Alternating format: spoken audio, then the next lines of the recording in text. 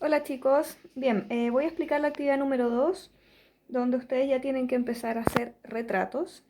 Ya practicaron un poquito con las partes del rostro, así que ahora ya deberían, a mano alzada, en una hoja de croquera, empezar a dibujar tal cual como lo hicieron con los dibujos que buscaron en internet.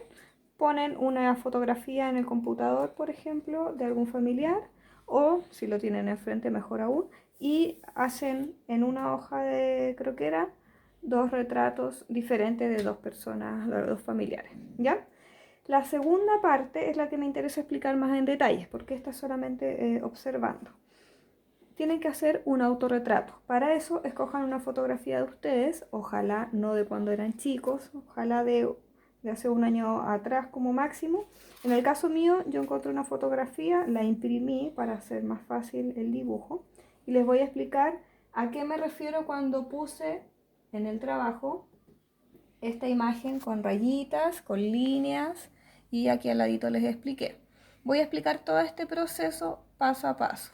Yo les puse acá que si ustedes querían podían incluso cuadricular su hoja. También lo voy a explicar. Les aconsejo cuadricular su hoja. Siempre es mucho más fácil ir copiando una fotografía cuando tú la tienes cuadriculada. Para cuadricular, ¿qué tenemos que hacer? Tengo mi hoja de croquera y mi dibujo aproximadamente del mismo tamaño. Vamos a hacer lo siguiente. Voy a medir mi imagen, en este caso mide 16 centímetros, y allá tiene que medir exactamente lo mismo. Bien, tengo listo entonces el cuadro que voy a ocupar para poder hacer el dibujo. Este cuadro tiene exactamente las mismas medidas que la imagen. Tiene el mismo ancho, si pueden ver, el mismo alto. ¿Ya? Ahora, ¿qué es lo que vamos a hacer? Vamos a cuadricular de la misma medida ambos cuadrados. En este caso tenemos acá 16 centímetros, por lo tanto voy a decidir hacer 4 cuadrados de 4 centímetros. Entonces voy marcando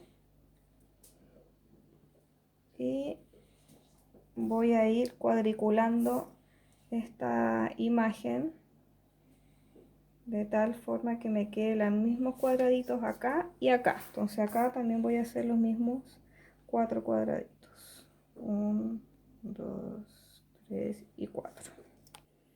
Bien, tengo listo entonces el cuadriculado en ambas hojas. Como pueden ver, son exactamente de las mismas medidas para poder ir traspasando cada cuadrado de mi dibujo, o sea, de mi fotografía a mi dibujo. ¿Para qué me va a servir esto?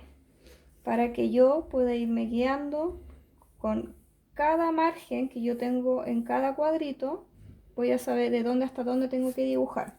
Para ayudarme también puedo ir poniéndoles números, por ejemplo, de esta forma. Entonces así voy a saber que el cuadrado 2 del 3, por ejemplo, 2 del 3 es donde está uno de los ojos. Y así es como tengo que ir traspasando cada una de las partes. Además, yo les había puesto acá un ejemplo con líneas. ¿A qué me refería con eso? Podemos irnos guiando, además de los cuadrados que nos van a servir para irnos viendo desde dónde hasta dónde tengo que dibujar. También puedo ir trazando algunas líneas que me van a ayudar a guiarme en el dibujo. Por ejemplo, acá yo escojo una línea que va a ir desde la parte de abajo de mis orejas y me van a servir para delimitar dónde tengo que empezar a dibujar la parte de arriba de mis labios. Entonces ahí ya tengo una línea que me ayuda. Es justo la misma línea que va desde las orejas por los labios. Puedo hacer eso con los ojos, puedo hacer eso por ejemplo con el ancho de mi nariz. Puedo trazar una línea acá que va justo desde el ancho de mi nariz y que pasa por entre el inicio de mi ojo y el ancho de mi nariz. Entonces ahí yo me puedo ir guiando para saber desde dónde hasta dónde tengo que dibujar esa parte. ¿Ya? Bien, ¿cómo hacemos para guiarnos bien con esta línea y que no se nos desordene más aún?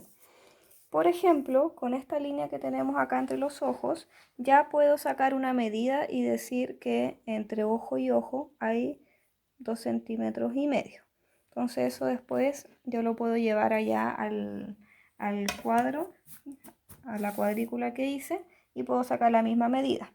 Por ejemplo, en el cuadrado número 3 del 1, puedo medir de arriba hasta abajo y tengo exactamente la medida de 1,5 centímetros y es hasta donde llega mi oreja, perdón. Entonces voy acá, mido 1,5 centímetros y hasta ahí es donde debo dibujar la parte de abajo del óvulo de la oreja. De esa forma podemos irnos guiando y ya tenemos bastante ayuda para que el dibujo quede con buenas proporciones. De la misma forma entonces mido este otro lado, que es de casi 3 centímetros. En la parte 4 del 3, aquí, serían casi 3 centímetros.